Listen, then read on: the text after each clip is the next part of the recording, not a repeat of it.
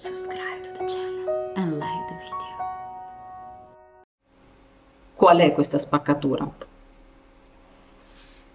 L'area tecnica di cui tanto si parla e tanto sembra importante, o comunque diciamo se ne parla molto e molte persone si focalizzano, è importante come potenzialità della nostra voce soltanto ed unicamente per il 20% della nostra comunicazione.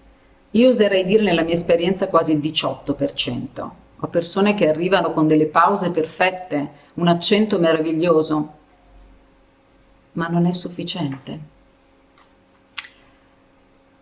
E si disperdono e trovano molte modalità di studiare questa parte tecnica, ma non è sufficiente nuovamente. Di cosa stiamo parlando? Dizione. La conoscerete più o meno penso tutti ed è una delle caratteristiche che bisognerebbe avere per avere una bella voce. Io non concordo appieno. Velocità, certo, è importante, ma a cosa è legata veramente la velocità? Il ritmo, le pause, che sono certamente importanti, ma spesso ci si dimentica di metterle al posto giusto, quando ci si concentra troppo sulla tecnica. E anche il volume. Chiaramente queste definizioni che ho dato sono soltanto alcune, la tecnica è molto più ampia come definizioni, potremmo trovare tantissimi altri elementi, però non cambia il fatto che la tecnica nella nostra vocalità riempie solo ed esclusivamente il 18-20%. Che cosa rimane? Qual è la parte più importante che senza di essa qualunque studio nella parte tecnica non ha quasi nessun senso, o meglio efficacia. Molti clienti mi chiedono sempre: voglio una voce efficace. Ho fatto di tutto, ho fatto corsi di teatro, ho fatto i corsi di dizione, ho fatto tante cose, ma non arrivo. Cosa manca? Beh, direi che il 95% delle email che ricevo ha questa domanda. Ecco cosa manca, quello a cui ho dedicato, come diceva prima Elena, 30 anni di vita.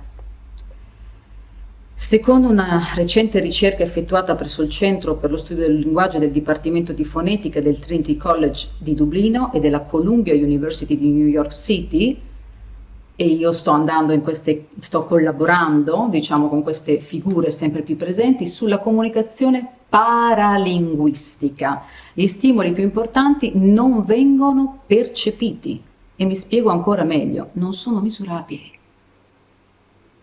dagli ascoltatori.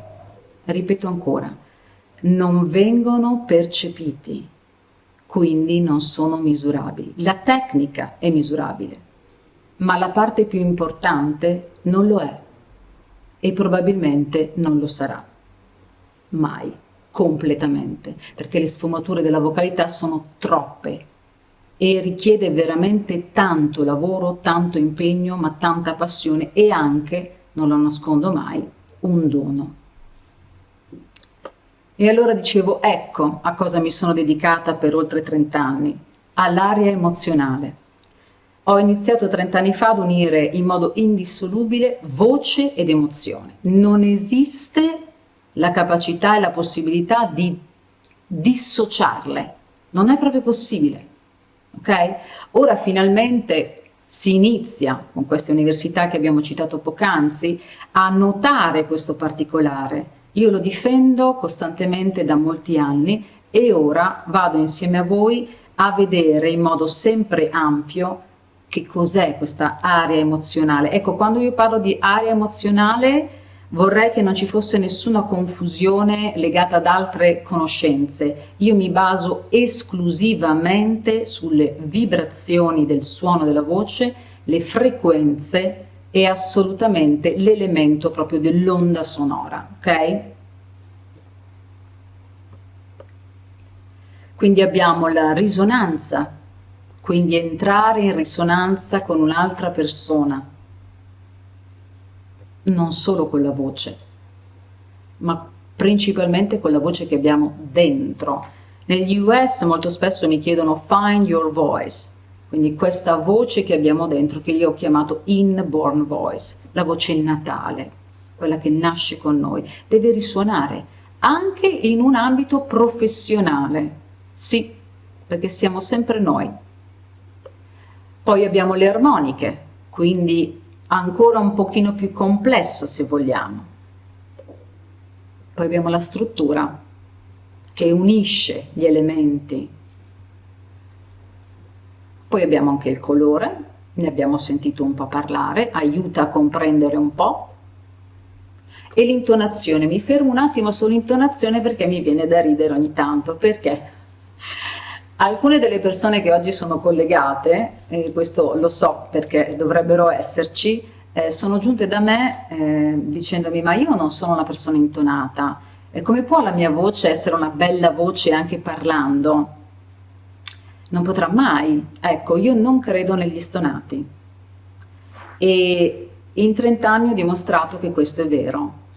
Ho aiutato tantissime persone da essere stonati a diventare intonati, non solo musicalmente parlando, ma proprio intonati con se stessi e quindi con la loro vocalità in uscita. Quindi se c'è qualcuno che pensa che non essendo ben intonato la sua voce non può migliorare, beh, io sfatto questo mito. E poi ci troviamo davanti alla scioltezza. Ma qual è la cosa più bella di quando noi stiamo parlando? Sentirci naturalmente liberi di farlo con scioltezza. Beh, lo annuncio già adesso. Quando la nostra emozione è allineata con la nostra persona, diventa naturale e la scioltezza è un elemento che ci rende tutto molto più leggero e le pause, guarda caso, vengono da sé, il ritmo viene da sé.